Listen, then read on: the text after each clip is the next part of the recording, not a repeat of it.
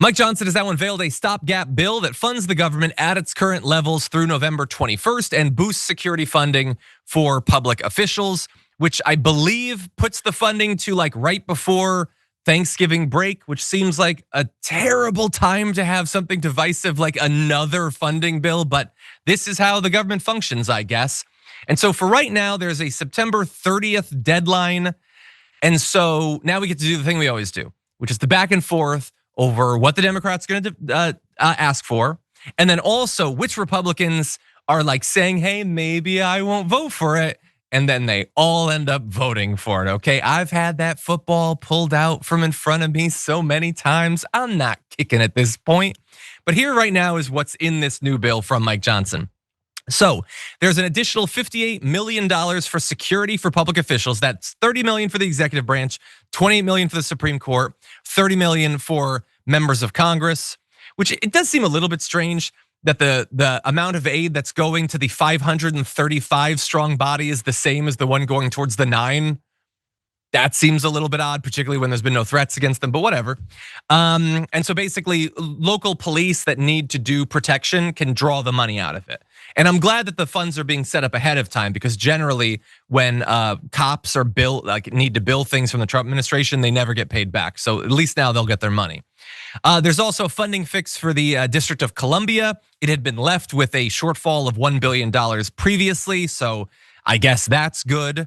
And the Democrats, as we talked about on yesterday's show, they want to roll back some of what was in the big bill that was passed earlier this year by the Republicans, including bringing back the nearly $1 trillion in Medicaid funding, stopping the tax breaks for millionaires and billionaires. And of course, Mike Johnson is not interested in that. He was sent to DC by the donors to accomplish those goals, and dag nabbit, he's going to accomplish those goals. But he did say this: in exchange for their vote to fund the government, some Democrats said they wanted Republicans to repeal our very popular and very effective reforms to the Medicaid program. Zero chance that we will do that. Well, the only thing that's truly zero chance is the chance that those were popular among the population, because Mike Johnson knows that they were not. That's why they're worried about the midterms. That's why they're gerrymandering across the country. But what? Okay, I guess I'll show you the polls that demonstrate about it. Do you want to see Congress increase spending on Medicaid, decrease spending, or keep it about the same? I'll give decrease a little and decrease a lot. Among the population at large, that is at 17%. And I'm gonna argue that cutting about $900 billion is a lot, which means fewer than 10% of the population agrees with Mike Johnson. That is not actually popular. It's not even popular among Republicans.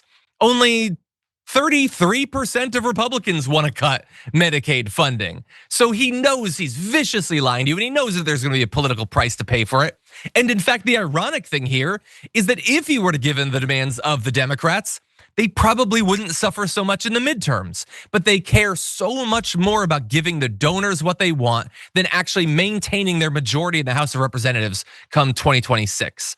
Now, as I said, there are always some who imply they're not going to pass these bills.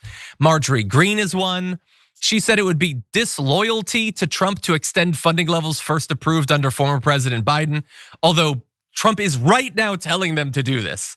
So it's so weird that Marjorie Greene cloaks everything she does in her superior level of loyalty to Trump, even when she's directly disagreeing with Donald Trump. But it's not just her. Thomas Massie, Victoria Spartz, Warren Davidson are others who, for a variety of reasons, are saying they shouldn't do it this way. I'll believe it when I see it, and I don't believe I'll see it. But Sharon, what do you make of all this? It's just like it was once a hit primetime show. It's jumped the shark.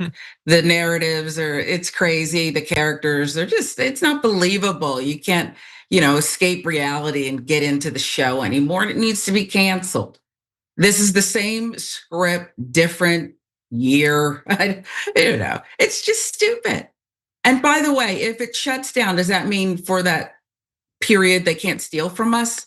I'm confused. Do they still get to steal? And who has access to the money when it shuts down?